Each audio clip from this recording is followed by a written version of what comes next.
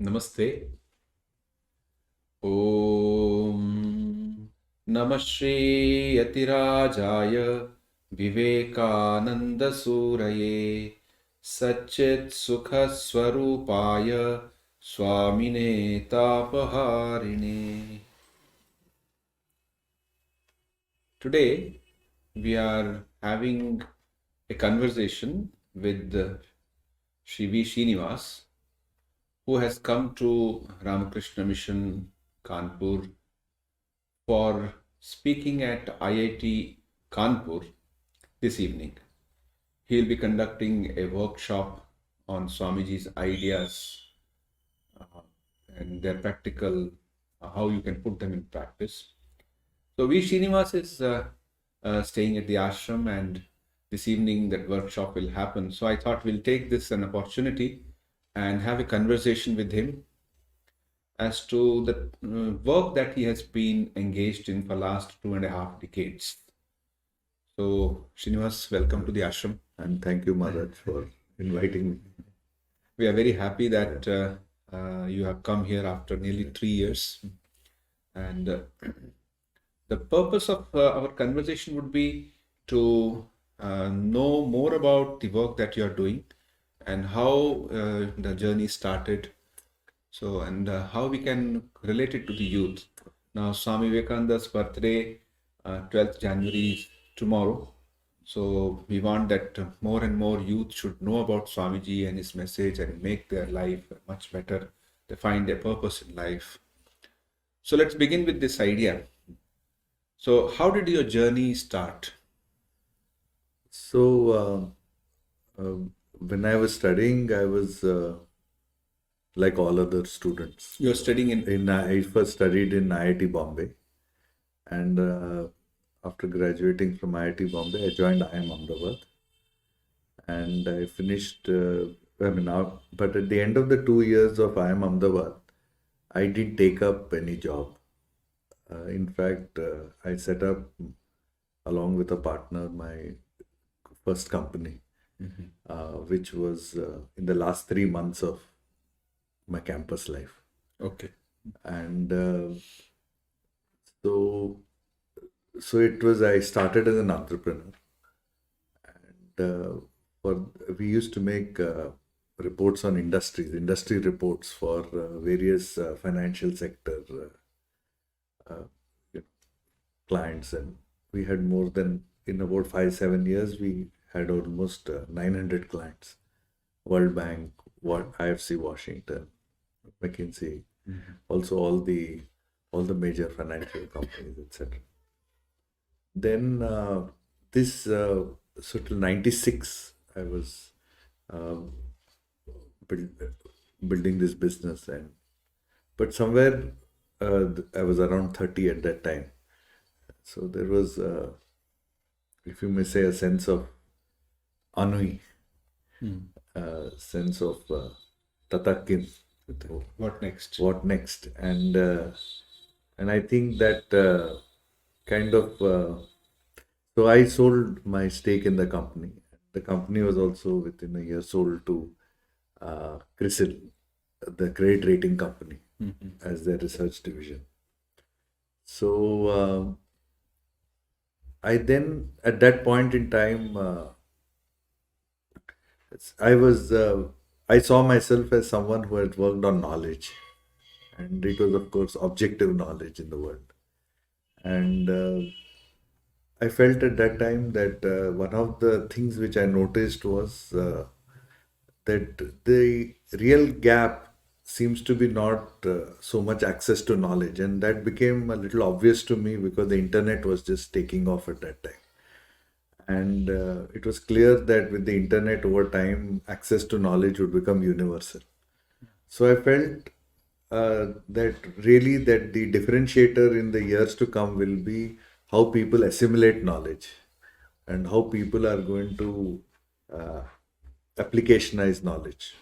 I use two words, applicationize and assimilate. Applicationize as in take knowledge and apply it into various situations. And by assimilate, I mean, how do you take that knowledge and transform yourself? So both in both those. So I found that was the that seems to be the problem. It was around that time that around a couple of months after I sold my company, I came across the life of Vivekananda and Sri Ramakrishna. So that was not that your in the student day you did not read. No. And even the first 7, 8 years, it was not there. All that was there at the end of it was a little emptiness. So, and then, of course, when I came across that life of Sri Ramakrishna and Vivekananda, I was moved. So this book from bookstall? Yeah, actually, my father-in-law, he took me to the Ramakrishna Mission at Banaras because he was teaching at BHU, IIT. So he took me there more as a sightseeing visit. Okay. But when I read those books, it definitely had an impact. And very strangely, within 15 days, my brother-in-law was in Hyderabad. He called me up and asked that would I like to take initiation from Swami Atmashraddhananda. Oh. So I didn't know much about, and he said that you have to read the Gospel of Sri Ram. But the next 15, 20 days before the initiation, I was reading the Gospel of Sri Ram and it made perfect sense to me. Everything that was being said, somehow I felt as if it was, directly talking. Actually, Gospel of Ramakrishna is very direct. Yeah. It appeals, it touches the heart. It touches the heart and it talks to you. Yes. It almost as if Sri Ramakrishna. And which is what happened. And then I met my Guru Swami Raghunathananda for the first time on the day he was initiating. Okay. But after that, thanks to my brother-in-law who was close to the ashrama there, he took me to visit Swami Raghunathan. But the next few days, as I met Swami Raghunathan, I saw what the personality was extraordinary. And somehow it had a profound effect on me. I realized that this is the kind of... there is such a vast difference between a person like him and all the people whom I had encountered before. And so the influence and the impact on me was immediate and complete. So I think over the next few years, then everything I used to go and visit him every month in Hyderabad and I would show him some of the work that I'm doing. So were you reading the complete works? No. No. I was restricted to the gospel. Okay. And to the life, of course, I was voraciously reading up all the literature. Mm-hmm. But it was Swami Raghunathananda's, the interactions with him. So it started with the encounter with the life. Okay. Rather than with the ideas. Okay. Okay. And then he started engaging with him, my whole structure of values started changing. Began realizing that, taking this, that I was having a very limited view of life. Mm-hmm. Though apparently I was successful, to at least within the narrow framework of where I was, I had done whatever one should do by that age, but I felt it was very narrow compared to what he was offering or what he was sharing. How did the value system change with this kind of interaction with the Maharaj? So it was very gentle, but he never... I don't think he ever advised me ever. I would show him things and he would simply say, yes, this is the right path, keep going. So he allowed, I think, the plant to grow. But the value system, what started changing was the idea that you need to be contributing rather than simply on some journey of achievement or some journey of success. as the world had to see it. So I think it made me question the notion of success. It made me question the notion of identity, because I suddenly realized that identity as by identity, whatever it was inside, but you really also view yourself through the lens of the world or the lens of the structures of the world. And even the label entrepreneur is linked to your activities in the world. So I realized that the identity has to be questioned. The system of what is success has to be questioned. The notion of what you should do with your life started getting questioned. So therefore, what should I do? I mean, so how do I judge whether I'm doing the right thing or not? What are my metrics that I should use? Is it that? And then I started realizing the metric should be more about making a difference, contribution. And then also something very important happened was that my understanding of knowledge started changing. And I think that was the deepest part, because I understood knowledge as an asset. But I started understanding that the purpose of knowledge is human enablement. It is to strengthen people. And that tied in, I think, because of my work with knowledge, and anyway my desire to look at the whole problem of assimilation, it kind of extended it. And I started understanding knowledge itself very differently. So it was really, actually I was having a ball of a time. So then when did the complete works reading start, or I Swamiji's think encouragement? for the first few years I was seeing Swamiji through the lens of Swami Ranghnathananda's eternal values, etc. But after that, somewhere around 5, 6 years later, I started in looking at the complete works and trying to read it and understand it, etc. And I think it was Swamiji again presents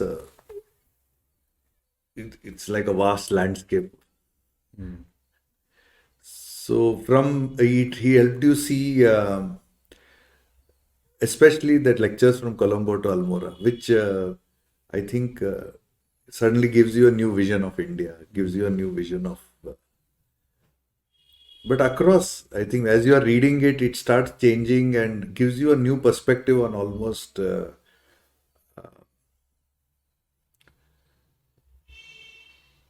What Swamiji does, I think, is that he takes almost anything that he takes. He just goes so deep into it that it opens out into something much vaster.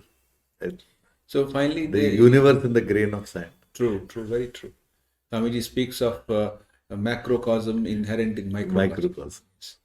So the company which you founded, please tell something about it. So I'd started. So the first, as I said, after I met Swami, I was also set up the company, but the goals and objectives of the company were modifying along with everything that was going on. And I started realizing that for the first 3-4 years, the focus was on looking at Swamiji's ideas on education. I think that was the area which, so his principles of education, because they had a direct impact on my original goal of looking at the assimilation of knowledge. And I found that Swamiji's ideas were, they presented an altogether radically different view of education. Three things particularly struck me. The idea that education is,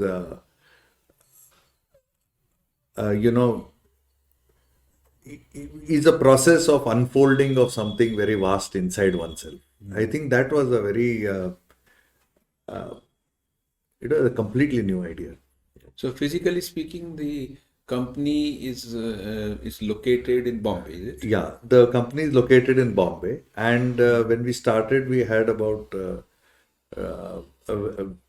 three people joined, were there with us in the first 2 years they joined. They're still with us. More than 20 years later, 25 years later. But the first few years, I funded the company's research, etc., on my own because I had sold my company. So I had some money. And so I was using it to really spend time and think about how to go deeper into these ideas. And at that time, it was what those when we were presenting these ideas to people about new methods of education, new methods of models of thinking, uh, nobody was getting it. So there was absolute non-comprehension in the. There was no business in that sense. Nobody was. They were happy to call me for some talks, but there was no business. The company is named as Is named as Illumine. Illumine. Illumine. And I think the first major thing we did was when we started applying it, and I was interested that we apply it at scale, many of the ideas. I think the contribution we wanted to make was how to translate these ideas of new models of education into practice, and two, how to do it scalably. Because in our country, if you don't do these ideas scalable, there'll always be some progressive school, some extraordinary individual who will always have a small group of people. There are brilliant teachers in this country. And I realized that this form of education required deep engagement from the students. I also learned early that e-learning and these kinds of digital technologies have severe limitations if you are only using it as a medium of communication. So technology also should be used as a means for creating engagement, creating that active learning, creating that discovery by the student and the growth of that student. So it had to be a human-centered, student-centered education. So technology, as we know it, also had limitations. So the pedagogic methods were also limited. We studied almost every major pedagogy for the last 100 years. I see. So it's not that we came in. Now, your first course which you designed was. So the first one that we designed was for how to look at getting a job. Okay. And putting Swamiji's ideas there. Yes, putting Swamiji's ideas there. And we said that the way to do it is to, if you are looking at a job, you have to question some basic things. You have to ask yourself, first of all, what is my aspiration? So I'll give you a simple example of how Swamiji's vision shifts things dramatically. So we used a simple model which we called the be, do, have model. It's quite famous. It's used very often. So that's known in the world. So we said, okay, why don't you just try to put down as a student first, what you want to be, what do you want to do, what do you want to have. Okay. So it sounds like a good idea. So they start putting it. But when we experimented with it, we found that the number of things people want to be, number of things people want to do, and the number of things people want to have is infinite. So it is not a model that is making you take decisions. It is only a model that is generating, lots of wants. So, but Swami Vivekananda's ideas, if you translate it, you have a simple thing like what are the roles that you play in your life and what contributions do you want to make in that role. Now, when you ask a different question about your aspirations, what are the roles you want to play and what contributions you want to make, it is not so unlimited because then you have to be very precise and you need to be well defined. So a simple example like that shows you, and then the answers that you get are enabling decision making. While in the first one, it is only generating want. So then when you test out Swamiji's ideas by actually applying it into practice, that's when you realize that their power is huge. And they come from a totally different space. They come from a space of enabling people. So from that, let's say the first course till now, how many courses you might have done or how many types of courses? So since our objective was that you should do it at scale, so it is like a DNA. On one side, we were trying to develop the methodology for education at scale, and on the other side we were also developing the ideas based on Swami Vivekananda's vision. So over the years now, so we also did a lot of work so some of the major programs that we did, interventions that we did, include something that we did with, for example, State Bank of India, where we worked on citizenship ideas, on how a banker can be a citizen. So it was applied in a banking context, but we had four interventions there. One was for all state bankers, so that they all saw themselves as bankers to every Indian. They also, and the second one was linked to the branch managers, and how do they apply this into becoming effectively they can serve customers better. So that was one kind of a large. It was a really large intervention. How many people were 2 lakh people were involved across the country? Across the country, we had a 1,000 trainers inside State Bank, Okay. and we created the methodology, the scalability, so to speak, the technology for helping them do this. And Gujarat Technical University? That was also started around the same time. That was, and that one was a program where we then tried embedding it inside the university system. That was called a contributor program. And the idea of the contributor programs, how do young people become contributors? And how do they see that? And there, all the questions which I spoke about earlier actually are in a structured way is explored.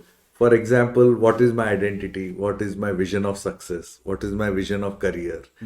How I should see myself not as a victim of life, but as a creator of my destiny. How I should look at some of the capabilities that I need to build. How do I operate with trust conduct? How do I build character in that sense? And how do I build that kind of agility and collaborativeness? And what does that mean?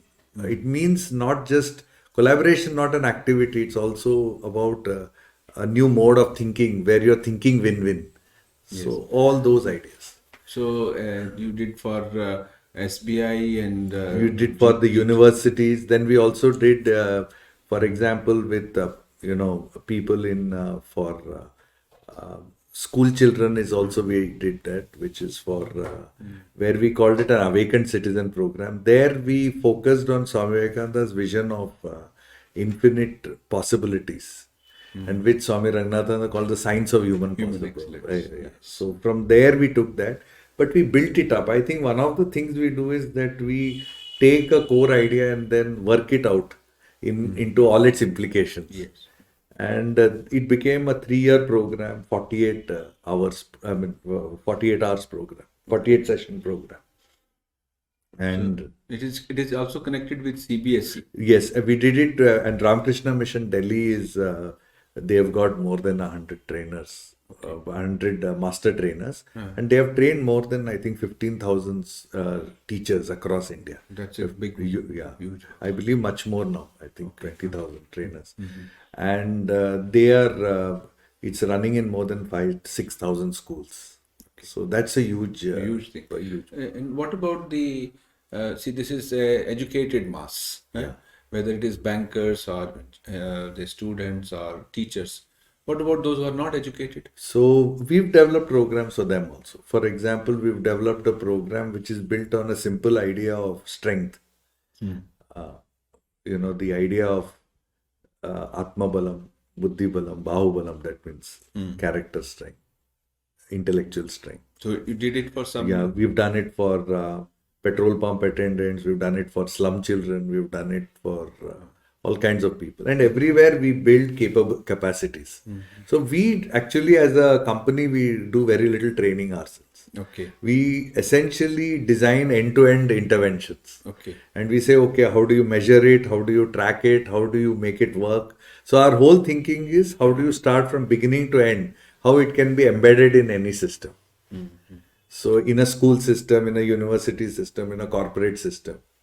So that's how we see our role.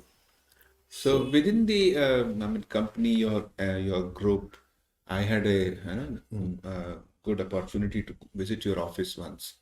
I found very good cooperative atmosphere, a lot of team spirit, a lot of creative thinking, and people have continued for years together. So how do you build up this internal culture? So I think that there are two parts to it. One is, I think, the people themselves. Okay. Because I think when you over the years we have a very unique team because it's completely multidisciplinary. We have several people, of course, from the IITs and IIMs and all that, but we also have people who are who come from psychology, who come from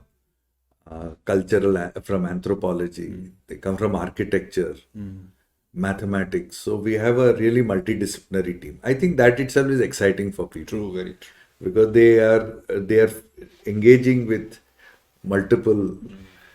Are many of them connected with the Bombay ashram or Some other? of them, Some some of of them, about 10, 15 of them are have over the years they have got naturally they have been working on these ideas. So then they have that world has opened up to them, Okay. and they have gone deeper. But one thing we do is that we don't we just let people To decide for themselves. decide for themselves and take their own journey. And 12, 14 of them have taken that journey. And some of them are very senior people. One of our senior most persons, he was in Ernst and Young as a senior position. And before that, he was in Bharat Petroleum, again in a very senior position. He was head of training and all that. But he's now here for 17 years, 18 years. Great. Great. So your work has been recognized by the Ramakrishna Mission. So recently, revered General Secretary Maharaj, Swami Suviranji Maharaj, presented an award, Vivekananda Award. What is that? Yeah. So actually the award is essentially meant for. So there've been two awards which have been. One was given by the university, which was an honorary doctorate, and which the vice chancellor he had visited our office and he saw our work in a great detail. Okay. And then he said, and he felt that this It is kind Swami of Atmashraddhananda. and he he felt that this systematic application of Swamiji's ideas into action and into specific tools for changing people's lives, specific tools for action and thinking. He found he believed that that was something which was an important contribution. And I think that the Vivekananda Award was given more because we were also, over the years, we've impacted almost 4 million people. Okay. So it's been a kind of a silent but quite a large. Very great thing. Yeah, it's kind of spread in many places. And since it's embedded in universities, in schools, so it's going on and on in various places. We also work with several of the mission centers. Okay. And we've developed kind of programs or small modules which allow them to work with children, work with young children, or 6th, 7th, 8th. You were mentioning about small modules recently you have been developing. Yes, we are developing a new set of modules. So one of the things we've done is that we've developed a platform called Pedgog, which is essentially a platform which allows for our, because we are working with so many partners, to help the partners access these programs and to run them in a structured way and to do it systematically. And that also allows us to, if we want, to measure results, to see how much the students have learned, because it has an app, it has many elements in it.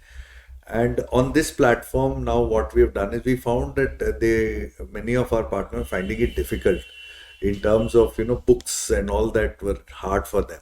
So what we've done is we've converted, taking Swamiji's ideas and converting them into small 1-hour units and bringing them down so there are all these quotes which people have, which so they are inspirational, many of the, but inspiration can sometimes, it has unless you continue to inspire yourself, it has a tendency to, you can't get inspiration from outside. You have to keep it up. Yeah, and you have to keep it up. Actually, even if you hear someone and you get all excited, that's good for 2 days. Yeah. But after that, something has to happen. Yes. So what we felt was that one way of addressing this issue is giving people tools for application. Okay. Mm. So a simple thing, for example, is if I'm telling people about how do you look at, say, trust, and how do you work and build trust, which is a very simple idea, and I think it's a universal requirement anywhere. And but if you take the simple idea or belief for a self-belief, so we have a simple idea which we give them, that what are belief builder ideas and which are belief buster ideas. It's a very simple thought. But if you can examine yourself and see what of my statements are belief building and what of them are belief busting. For example, if I'm doubting everything, if I'm questioning things meaninglessly, then at the core it is affecting me because it's busting my own belief. Bursting my belief system. So we said that why don't you use a simple metric like this to see that you keep focusing on belief builders. It's a very positive approach. Correct, rather than belief busters. Now, this tool is something that they learn in that class along with the code. They see the code, but they land it into a tool like this. Okay. And our idea is you go practice it after that. So we are creating a whole set of about 50 of these called Vivek units. Okay. That's our goal in the next 1 year. 1 year. So that it will be available free of cost. There's no charge for it. But the idea is that anyone should get these small tools for living their life. So I find some of your ideas you have been sharing in Vedanta Kesari also, our monthly magazine from Chennai Mutt. Please say something. yeah, those are actually what we've done is, that is because another strand of our work has been around looking at Swami Vivekananda's extraordinary vision for India. So what we felt was that the book Lectures from Colombo to Almora of Swamiji is a set of lectures which he gave, which 29 lectures, where he describes, in a sense, it is vision for India. So we thought that this should be shared with youth. So with the Vedanta Kesari editor Mahamedan, we then started making it's now going on for 4 years. Every issue, we take up one lecture or part of a lecture. Okay. And we bring it down into very simple, accessible ideas. So the idea is not that it replaces the lecture, but that it acts as a starting point. You see it, you get interested, and then you will feel like reading the lecture, the original. The original always has a value which you cannot. True. And recently, your film that is prepared by your team, Swadesh Chetana, both in English as well as in Hindi. Swami Vivekananda Swadesh Chetana. It has come. We have also screened here for our students. So how did that start, or what was the idea? Actually, we've been making. We made quite a few films over the years. Okay. We started some years back with a small audio visual on a simple thing like on, how do you think about sustainable success, which was shared in about 15,000-20,000 students in Delhi and all that by the Ramakrishna Mission. But after that, we found that it's an interesting medium to at least trigger thinking. So we made a film on the Sister Nivedita's life, then on Swamiji's Colombo lectures. So I think the Swami Balabhadranji of the Belur Math, and I think the General Secretary, they've seen that Nivedita film, and then they suggested that could we make one for Swami Vivekananda's vision for the nation. And that's how we worked on it. But it was a much bigger effort and a far more intensive effort, I think, because it's difficult to really make an assessment of Swami Vivekananda's impact on the nation. It has come out well. We also showed it in the IIT Kanpur the other day as part of the National Youth Day celebration. It's available on the Belur Math website, so I think anyone who wants to see it can. I think already some 40,000 people 40,000 people. And it's there on the YouTube, so others are also can join. So, what is that ideal of Tyaga and Seva, which Swamiji has spoken so much? So, how do you think it can be reached to the present day youth in your way of Yeah. presenting things? So, the way I see it is that I think of it as a ladder. So, the highest state of the ladder is when you're leading a life of pure Tyaga and Seva, the kind of life you are leading. Many of and the monks are leading of the Ramakrishna. So, where you renounce everything and you are also, your whole life is 100% dedicated to service. That's the highest ideal. There is another life which is there, which is a life where you assume that that is too far off for me and I cannot go there. So you are leading it in a very, you're saying my job is to acquire more or to become bigger, better, richer, smarter, So you are on a journey of more. But there is a intermediate state which I think the world needs very badly now. Young people need it and also older people need it, which is at least a state of what I can call enlightened self-interest.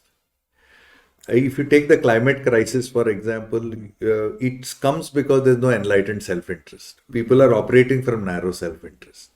So I think that India's that if as a even if you want to do you need to have love for the nation. You cannot have love for the nation unless you get rid of. You need to at least reach that middle level. Yes, way back in 1980, 80s, maybe 81 or so, Swami Ranganathan ji had delivered a keynote address on this subject of enlightened citizenship. Yes. And later on, that was published, and many other such a symposium was held in Delhi Ashram. Yeah. That is called Enlightened Citizenship Symposium. So it is on similar Uh, lines. Not similar. It is actually this is derived from Okay, that. this is So derived that is the base, That's the and base. that is the base. And in fact, that book which had the compilation of the symposium, we in fact removed some interesting excerpts because some very exceptional people had spoken Yes. at that time. And we took all that, and that was made into a smaller book, which we made with, and which we gave to Delhi Ashrama. They published it. Okay. And in fact, in State Bank, when the Citizen SBI project was, when the Citizen SBI intervention was run, the chairman, Mr. Bhatt, he had that book distributed to every one of state bankers. That's nice. That's very nice. So, taking in a sense the essence of those lectures. And this idea of enlightened citizenship or enlightened self-interest, I think, is the key to youth also looking at, because of two reasons. You see, the point is that enlightened citizenship or enlightened self-interest is looking at it from the point of view of you in society. But when you look at yourself also, then also when you look at your own life, then you want to have a sustainable career. You don't want to have a career which is, you want to have a sustainable life. When people talk about work-life balance, what are they trying to balance actually? They're not only trying to balance work and life, they're also trying to balance all their needs, they're trying to balance all their desires. So there is a lot more to work-life balance than simply balancing some time. True. So this idea that I need to lead a sustainable life, sustainable for myself, sustainable for my family, for my community, for society.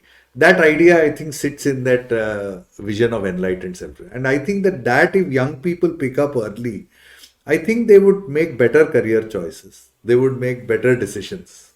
So, this is about changing our attitude, our approach for something better, and it's based on Swami Vivekananda's teachings. So what do you see? Because your journey began by reading the Gospel of Sri Ramakrishna. So, what do you see the role of Sri Ramakrishna's teaching, especially when he speak of that one must pray, one must do sadhu sangha, and they should repeat God's name, meditation. How do you place these basic teachings from the gospel into what, say, models that we are making for the youth? So I think that I think that Sri Ramakrishna actually is the hammer. he strikes directly at your structure of values. So he questions, but he questions it in a very different way. At least that's how I got it. I mean, it's limited to me. But to me, I saw that the idea that you have to, the idea of love of God is a very vast idea. But I realized that love of God means that that is, even a scientist has some love of God in a different way. He's looking at the creation. Creation. So it's love of God in some way. So he's saying stop loving yourself, but there is something extraordinary to love. So that love of, to me, that idea is very vast. Love of creation, a scientist has. Love of music, a great musician has. So wherever you see excellence, There's love. there is love of God or love of something vast. Correct. Something great. And I think that idea also, if it enters, I think that is the underlying idea. Without that motive energy, I don't think you can even live in enlightened self-interest. So you need something that grips you from within. That's true. So that's why occasionally sitting, meditating, that's what Holy Mother also teaches. Yes. She says every morning and evening you must sit and meditate. Yeah. So a person who is into enlightened citizenship or any of these, let's say, enlightened ways of looking at life, he must have time for himself. Yes. He has to have time for himself. And I think also he should see work differently. He should see differently. He must. So today evening we have a workshop. Yes. So we look forward to that. Thank So all these experiences which you have shared now, so I'm sure many of our youth will benefit from it. Particularly, as you said, there are two extremes. On this side of the extreme is more number of people where they are just living a life towards more and much I should have, and the other extreme where very few are there, which are say they want to completely lead a life of renunciation and service with God realization as the ultimate goal of life, and there are people in between. Right. And that's also very important because after all society consists of so many gradations. So what would you say? Let's say we'll now wrap up final something about youth. What would you like to add? So as you were talking, it struck me that there's another way of framing this ladder.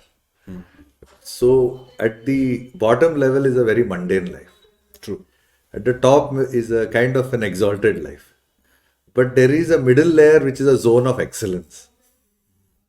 I think that this has more than excellence. It has something even higher in the sense that it is one. But at least that zone of excellence, I think youth should enter into. Very, very, very necessary. Yes, and that zone of excellence comes when you stop being obsessed with yourself and being and developing that love of something vaster, of expanding one's identity, widening oneself, Yes. having a wider vision of existence. So thank you, Srinivas. We had a very enlightening conversation. It's not an interview. I'm not an interview. I'm just sharing the thoughts which you have shared. So we are going to put it on our YouTube. I'm sure people will see it and benefit from it. So we'll close with Shanti. Om Shanti Shanti Shanti Harihi Om Tat Sat Shri Ramakrishna Arpanamastu.